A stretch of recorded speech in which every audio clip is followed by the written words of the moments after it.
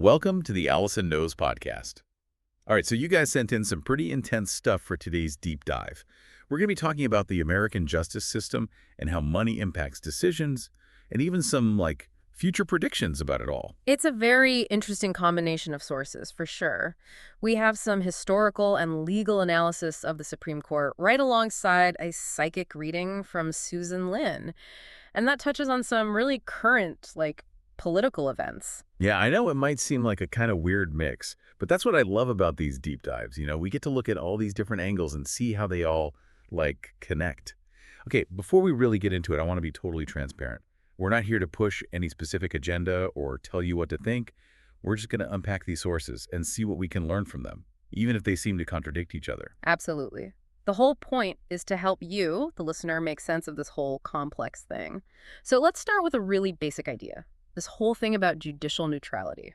Right. Historically, we've always expected judges to make their decisions based only on the law, right? Right. Not based on their own personal opinions or any outside influence. Our sources actually trace this concept back centuries to ancient civilizations like Mesopotamia and Rome.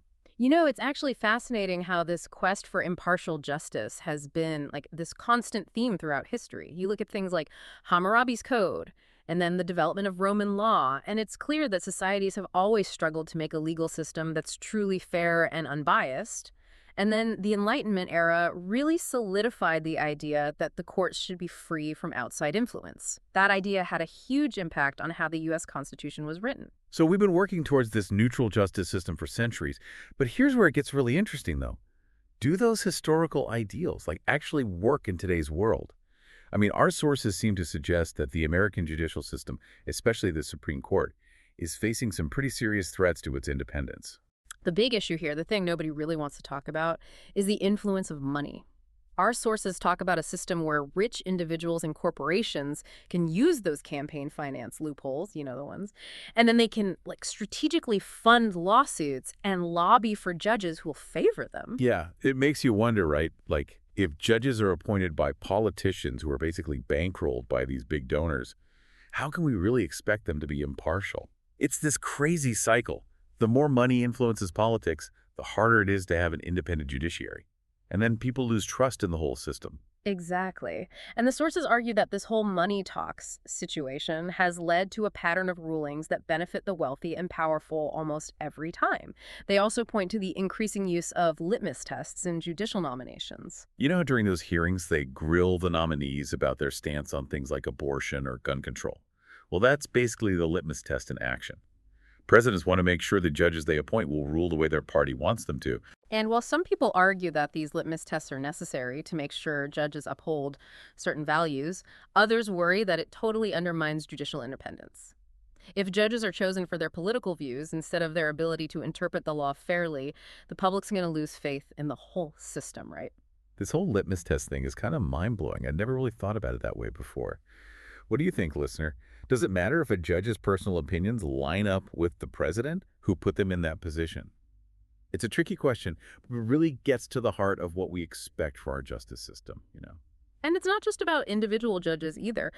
Our sources also highlight this trend of the Supreme Court, veering away from long-standing legal norms, especially recently. They point to cases where the court has completely overturned precedents or reinterpreted laws in ways that are just totally different from how they've been understood for years. Yeah, it's almost like they're throwing out the old rule book, which makes it really tough to predict how the court will rule on future cases. And that unpredictability, as the sources say, can have a big impact on people's basic rights and freedoms. There are several sources that express concern about the erosion of rights for certain groups, especially those in the LGBTQ plus community, and also those affected by the recent voting rights rulings. Those are big ones. There's this sense of uncertainty and backsliding on progress that's creating a lot of anxiety for people. Right. And it reminds us that the fight for equality and justice is never really over. And we can't just assume our rights are safe. Speaking of fights, let's talk about that other source you sent us, the psychic reading from Susan Lin. Okay, before you tune out, I know this might seem like a total left turn, but bear with me. Even if you're not into psychic stuff, Lin's reading actually touches on some of the same themes we've been talking about: power, influence, and the future of American society. The interesting thing is, even though she's coming from a totally different perspective, one that's based on intuition and spiritual insight rather than, like, legal analysis. Some of Lynn's predictions actually line up with what we're seeing in the other sources. It's really interesting. Exactly. For example, she talks about a potential economic slowdown, maybe even a recession, which is something some economists have been warning about, given the current situation. And she also predicts potential disruptions to those safety net programs like Social Security and Medicaid. That's been a topic of debate for years. And this is where Lynn's reading gets more practical, I think. She advises her audience to start preparing for these possibilities, to think about backup plans, like finding roommates to share expenses, or maybe getting a part-time job to supplement their income. It's a bit of a wake-up call, but it's also empowering in a way. Yeah, I think she's encouraging people to take control of their own lives, Yeah.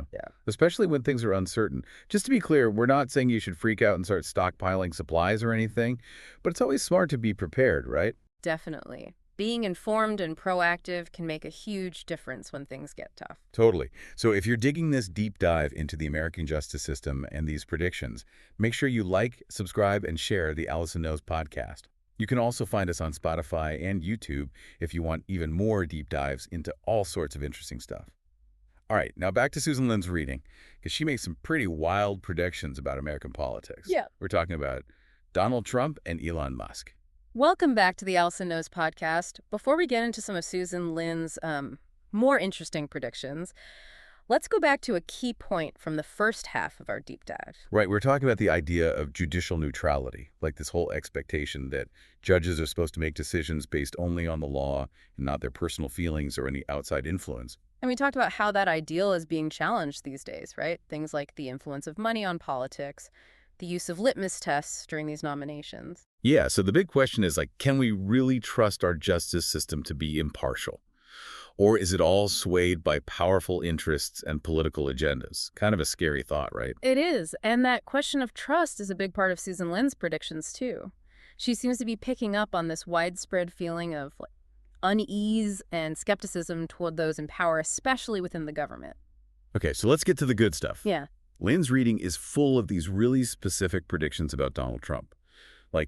She suggests that Congress, the courts, even the military, are all thinking about taking action against him. It's worth noting that she doesn't really say why they might be considering this, She mentions possible illegal activities, but doesn't give specifics. It's all very mysterious, which I guess is part of what makes these psychic readings so fascinating. It's like she's giving us clues and we have to figure out the rest. And to make it even more interesting, she brings Elon Musk into it. She predicts that if the DOJ investigates Musk, maybe for his role in election stuff, they might find evidence against Trump, too. It's like this domino effect, One investigation leads to another, and all these hidden connections start popping up. But hold on, before we get carried away, I want to remind everyone, these are just predictions, not facts. Right. We need to be a little skeptical. But it's still fun to watch what happens in the real world and see if any of Lynn's predictions come true. Like trying to decipher her cryptic messages and see if they hold up. Yeah, it's like a real-life game of Clue, Yeah. except the stakes are a lot higher, right? Definitely. And speaking of high stakes, Lynn's reading also talks about something that's probably on a lot of our listeners' minds. What's going to happen with the economy? She doesn't paint a very rosy picture, does she? She talks about an economic slowdown, prices going up, people losing jobs. It all sounds pretty rough for everyday people. Yeah. And it's interesting because this prediction kind of matches what some economists have been saying.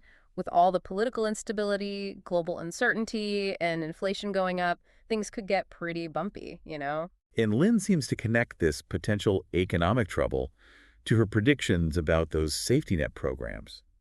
She thinks Social Security and Medicaid could be disrupted or even cut back, which would be a big problem for a lot of people. That's a scary thought. It's something that policymakers and all of us really need to be thinking about. What can we do to get ready for something like that? How can we make our communities stronger so they can handle hard times? Those are really important questions. It's interesting how Lynn's reading, even though it focuses on these big predictions, still brings it back to the individual and the community, Absolutely. She really emphasizes the importance of having those local support networks, helping our neighbors, working together to get through tough times. It's a message of resilience and sticking together, even when things look bad. I love that. It's like she's saying, okay, things might get rough, but we're not helpless. We can still take care of each other. We can still make a difference in our own little corner of the world. Exactly. It's about remembering that we're all human and finding ways to support each other, even when things are uncertain. Like, we're all in this together. That's a great message. So are you ready to tackle some of Lynn's even more out there predictions? Hit me with them. I'm curious to hear what else she has to say, no matter how strange it might seem. Okay, hold on tight, listeners, because this is where things get really wild. Lynn also talks about problems within the military, like deployments getting messed up, paperwork errors, even soldiers being sent to the wrong places. It's all very vague, and she doesn't explain it much. Hard to know what to make of it, really. I know, right? Is she talking about sabotage, Yeah. people being incompetent? Or is it more symbolic, like a reflection of the chaos and uncertainty she sees everywhere? Who knows? But she ties these military disruptions back to Elon Musk and Donald Trump. Remember how she said investigations into Musk could lead back to Trump? Yeah, it's like she's weaving this big conspiracy theory. Musk, Trump, the military, and all these government agencies all caught up in this web of secrets and power struggles. It's like a spy movie or something. It definitely has that exciting, mysterious vibe. And it points to a bigger theme in Lynn's rating. This idea that powerful people are working behind the scenes, controlling things in ways most of us don't even realize. That's kind of unsettling, to be honest. It makes you wonder who's really in charge and what they're trying to do. But it's also a reminder that we can't just sit back and accept everything we hear.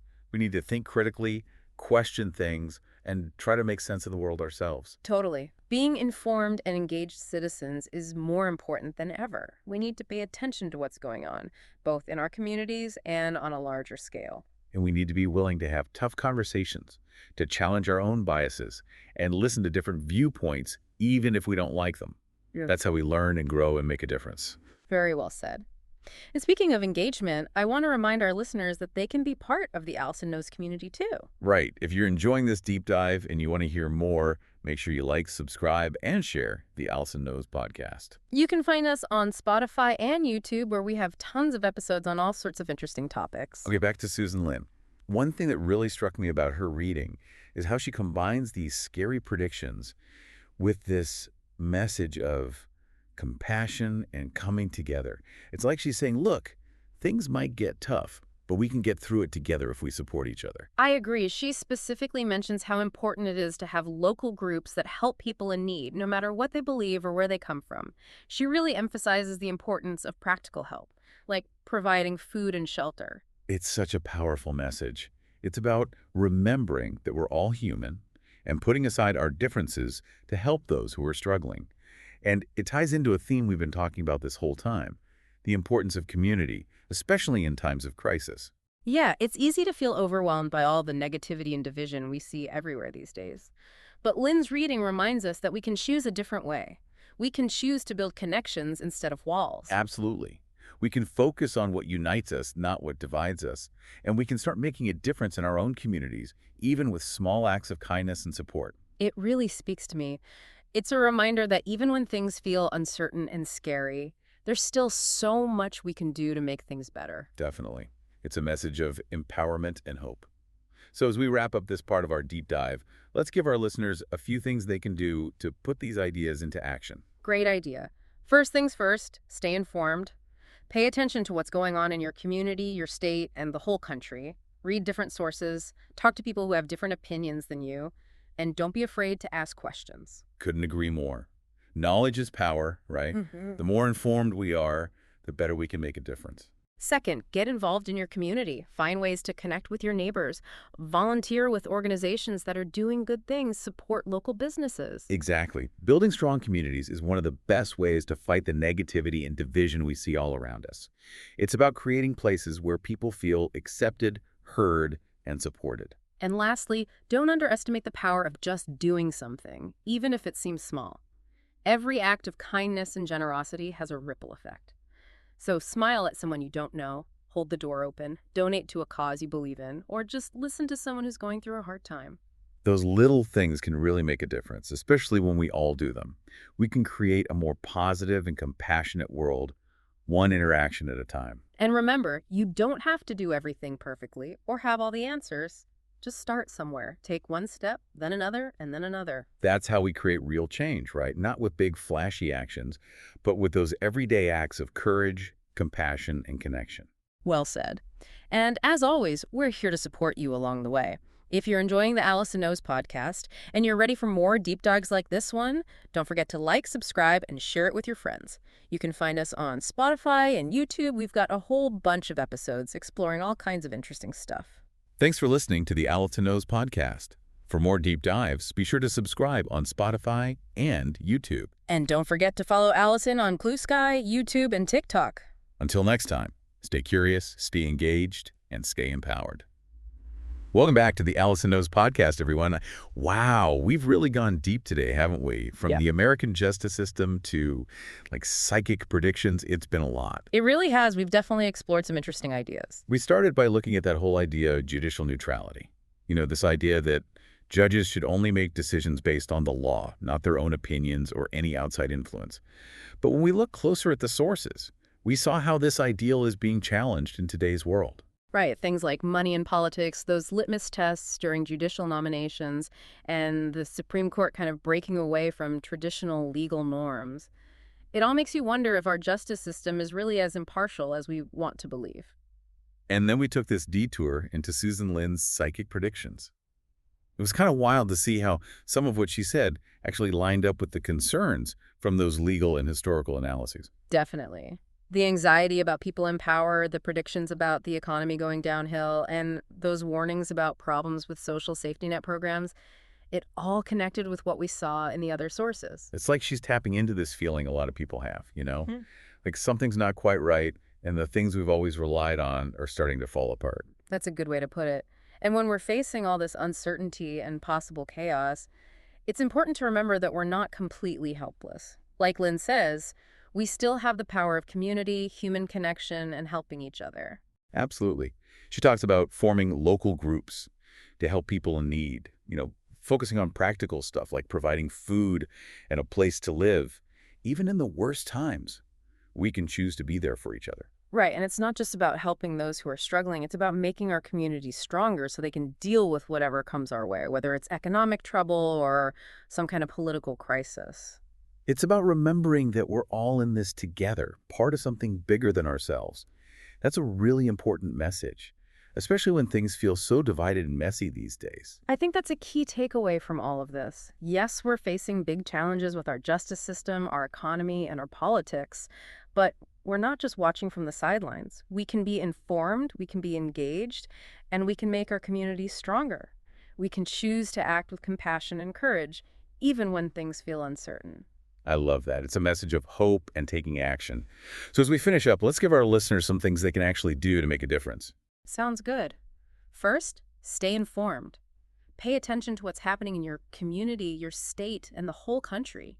Read news from different places, talk to people with different opinions, and don't be afraid to ask questions. Right. The more we know, the more power we have to make a difference. Second, get involved. Connect with your neighbors, volunteer with organizations doing good work, support local businesses. I'm all for that. Strong communities are the best way to fight back against all the negativity and division we see these days. It's about creating places where everyone feels like they belong and are supported. And lastly, don't underestimate the power of doing small things. Every act of kindness makes a difference. Smile at someone, hold the door, donate to a good cause, or just listen to someone who's having a hard time. You're so right. Those small things really add up, especially when we all do them. It's how we make the world a better place, one little action at a time. And remember, you don't have to be perfect or have all the answers. Just start somewhere, one step at a time. That's how we create real change. Not with big speeches, but with everyday actions, being kind, being brave, and connecting with each other. Exactly. And we're always here to help you along the way. If you're enjoying the Allison Knows podcast and want more deep dives like this, please like, subscribe, and share it with your friends. We're on Spotify and YouTube with tons of episodes on all sorts of cool topics. Thanks for listening to the Allison Knows podcast, everyone. Don't forget to subscribe on Spotify and YouTube for more. And be sure to follow Allison on Blue Sky, YouTube, and TikTok. Until next time, stay curious, stay engaged, and stay empowered.